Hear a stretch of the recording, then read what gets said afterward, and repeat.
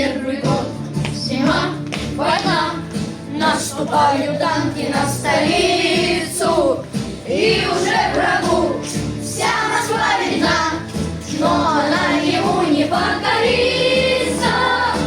Стоят ежи у наших зимах и не дают нам позабыть про тех солдат непобедимых, нам защищавших мир на жизнь.